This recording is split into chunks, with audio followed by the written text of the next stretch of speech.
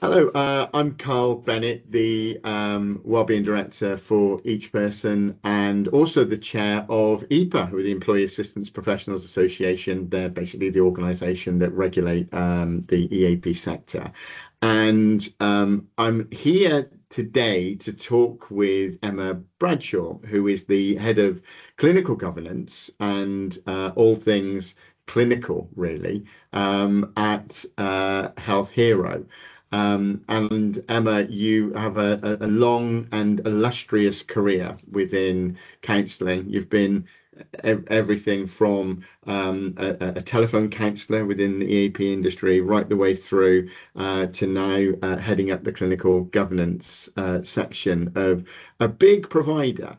And what I wanted to do was have a conversation with you really around why each person has chosen to work with Healthhero. And I think clinical governance is kind of one of those things that really, for me, demonstrates why an organization within the clinical environment is so good. So let me start by saying that, I've been in this industry for a long time, about 30 years. I know I don't look it, but it's the truth. And over that time, I've seen EAPs evolve dramatically. I think traditionally EAPs and workplace counselling were always seen as really effective services. It meant that organizations that wanted to help their people stay in work or return to work because of mental ill health were able to do that. And we had data that really proved it was good, it was working. 98% or more of the people that use the EAP said that it helped them return to or remain in the workplace. And back in the day, we very rarely saw figures less than 100% when it came to client satisfaction, certainly around the counselling that was provided.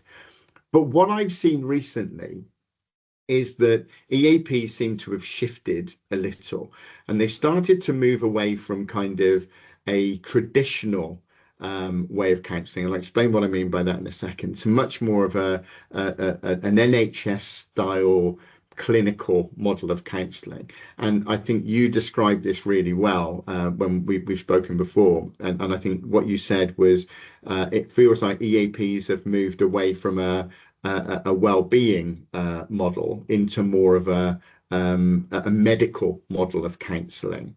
And I'm not sure that that works well within the workplace setting, which is where EAPs were always meant to be.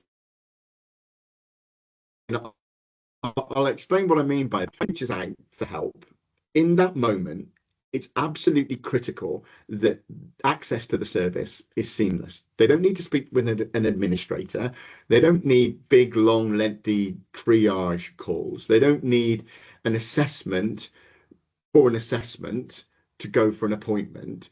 In that moment, they just need a qualified counsellor and they need that qualified counsellor immediately. And if they don't get that, people feel disengaged. They try sometimes to cope by themselves, which is often not the right thing because people have coping mechanisms, and if they aren't guided coping mechanisms, they can often cause more problems for themselves. Or I suppose in the worst case scenario, they try the service, it isn't what they'd expected it to be, and they just say, look, this isn't for me. And this is why I think when you look at the non-traditional EAP, the EAPs that people are offering much more around at the moment, and I see this regularly, there are lots more hurdles that people have to jump in order to be able to get to what is being described as some people describe it as an NHS based EAP service. But I think when I hear NHS EAP based EAP service, it often means that they are trying to work out treatment plans. They're spending a lot of time talking with that person to understand what it is that they need in order to be able to provide them with help, rather than just getting that person in the moment, offering them the support that they need to be able to help them back into work or help them stay at work, or just deal with them in the moment in that small crisis that that person is dealing with. So I'm not saying that NHS style counselling isn't good, and it has its place, and people deal with things in different ways, and the support they need is different at times. But what I think workplace counselling needs is traditional EAPs, a traditional model designed specifically for workplace well-being. And what I mean by that is immediate access to counselling, consistent counselling when they need it. It provides better outcomes for the caller. It means that employers get to benefit from that, because that approach means that people are staying at work. It means that their retention is better. It means that their productivity is better. It means that they can start feeling supported quickly. Yeah. And that, I think, is why we chose you, why Healthhero is the EAP that we chose, because I think you follow that model. But I wanted to speak with you today to try and understand, and to help you explain to the people that might be watching, how does that Healthhero model fit into that more traditional approach of counselling that I've just described? Mm-hmm. Yeah, absolutely. So the Healthhero model comes out of a very long, deep experience. So Healthhero evolved out of a company called Validium that has nearly 30 years experience in the EAP sector. So we have very deep roots in providing this. And yeah, I think you're right to compare a wellness model with a medical model. Yeah, and the medical model absolutely has its place. And, that is something that we can, absolutely add on to a core EAP. But it's really important to think about a core EAP as being an early intervention, as being an opportunity for somebody to get help at the earliest opportunity, to help them cope with normal life difficulties very often before they escalate into something that becomes unmanageable and very disruptive. So, when we speak about the NHS model, the step care model, most people will be familiar with from the NHS, and the principle is something that we do have some commonality with. It's about the least intrusive intervention at the earliest stage that's appropriate for the person's needs. And from the workplace setting, as you've said, very often that is a really timely call with a qualified counsellor at the right point. That actually, if we can help you today, it's not going to escalate into something bigger down the line that then becomes very disruptive and maybe results in long-term absence or more significant mental health problems. So we're very, very enthusiastic about early intervention, and that can absolutely take the form of, I need to pick up the phone today and talk to a counsellor. Yeah, and you spoke about our clinical governance. We have very, very robust clinical governance in our service, from our clinical governance board, which is co-chaired by myself and our medical director, Dr. Chris Morris, that has real oversight over how we deliver our services. But it filters all the way through what we do, including the people that we employ, and our counsellors are highly qualified, So it means that when you call our service to talk to a counsellor, you're not talking to somebody who is a trainee or fresh out of college. You're talking to somebody that has at least 300 hours of post-qualifying experience. And what that means is that counsellor can respond to the service user in the moment and really help them to navigate what they need now. So that might be, we need to think about a referral into structured counselling. But equally, it might be, we just need to talk as two human beings right now and help you to find the right strategy or the right coping technique, or actually just to help you ground and calm down, and you'll be able to work it through with that support.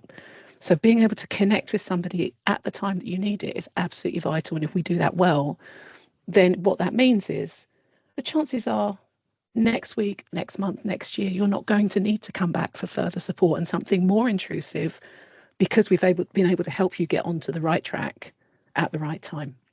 As you can tell, I can get very enthusiastic about this stuff. No, I mean, it's a really good point you make. I always, so as I said, I've been in this for quite a while now, and one of the things I remember when I started in EAPs was the fact that you wanted to reassure the customers that when they referred somebody into a counselling service, they were confident that person was going to be able to speak with a counsellor and get the support immediately. And the main reason for that was because that might be the only time that they ever got to speak with that client, for lots of different reasons. I mean, people pick up the phone. It's a nerve-wracking thing to do, but when you do pick up the phone and you do speak with a counsellor, sometimes you kind of get what you need and that's it. You think, well, I've done it. I don't want to do that again.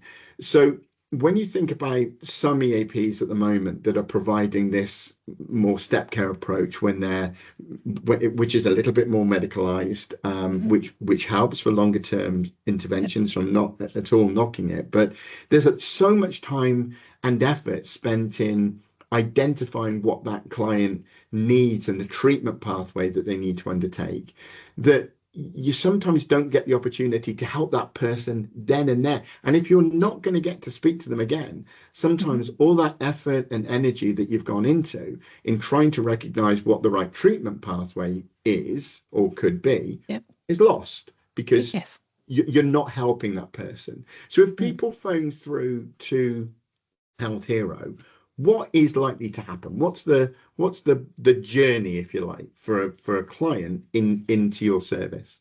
Sure. So for somebody who calls our line, they'll be offered the option of either making a booking for a time that is convenient for them, because again, everybody's different. So some people like to know when they're going to have the call, make sure that they've got the space and the privacy to be able to do that. And, we recognise that it's really important to give people that option. Or you can have the option to, I want to talk to a counsellor now. So if that happens, then what would happen is you would go through to our support line, you'd be connected with one of our counsellors, and that counsellor would be there to respond to you in that moment. So they'll be thinking about, first of all, any immediate risks and making sure that the person is safe. But they'll also be thinking about what does this person need right now. So it's very individual. We don't follow a one size fits all. The counsellor wants to connect with that person and understand what's going to support them right now. So that might be, let's just have this conversation together right now and understand what you need and think about what's going to help you today. Or it might be that we think about, okay, it sounds like perhaps further structured support might be suitable for you. Let's explore that and work towards that. But it's guided by what the client needs. We're not coming at it from the expectation of, we know before you've spoken to you what you need.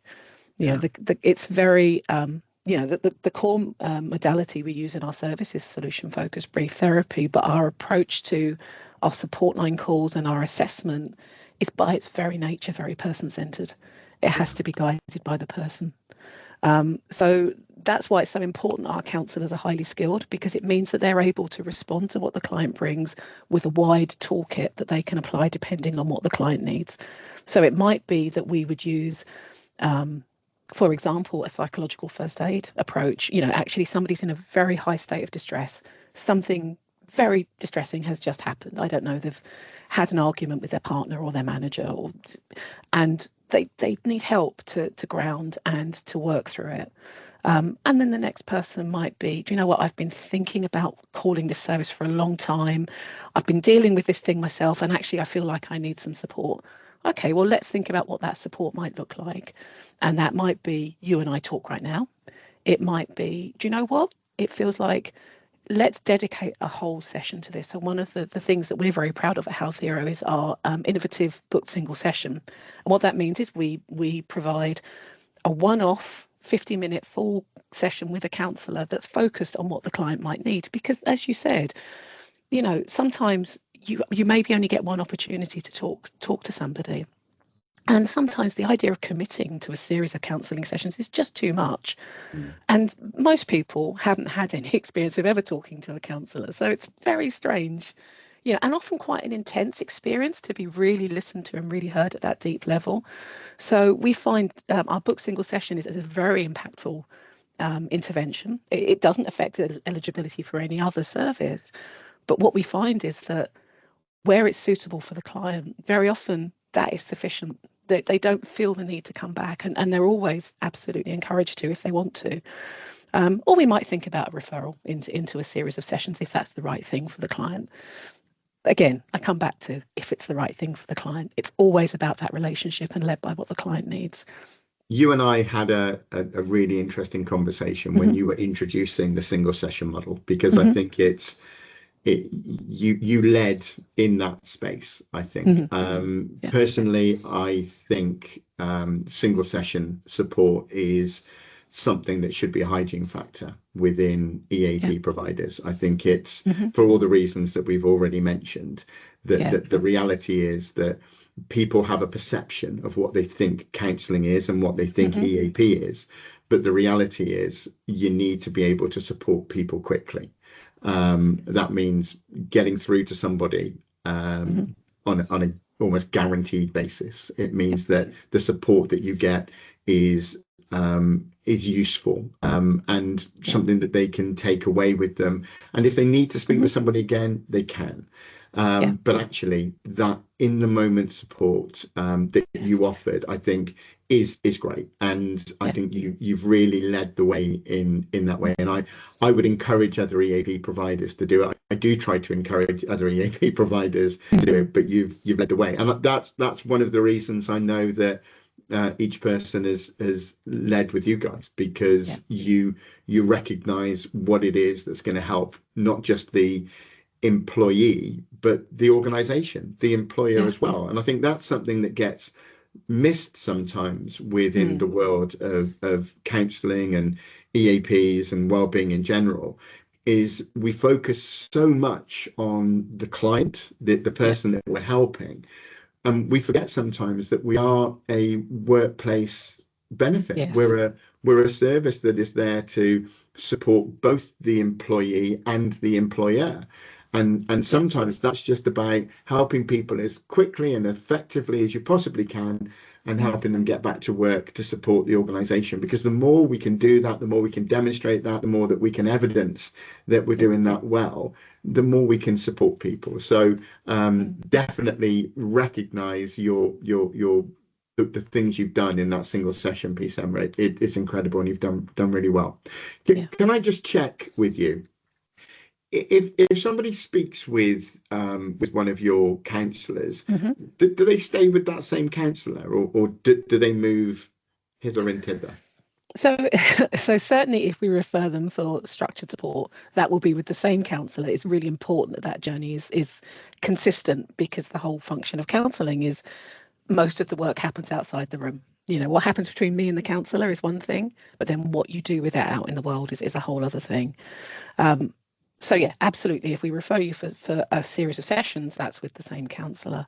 If you call our support line, yeah, our support line is 24/7. So I can't guarantee to you that the same counsellor is going to be available whenever you call.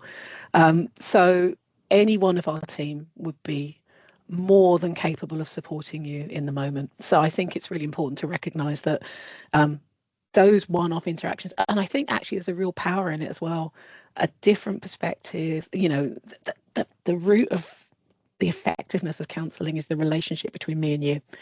So actually, to have the opportunity to tap into a very large pool of highly qualified counsellors and to get different perspectives and different, different personal styles can be very, very impactful as well for people to get different kinds of support. Do you know what I think makes a real difference, though, as well, Mm, Emma, is having counsellors that understand they work with an EAP provider. absolutely. So many EAPs that I speak with talk about the fact that they've got highly qualified counsellors that have worked in the NHS for years, they've got their own Mm, private practices.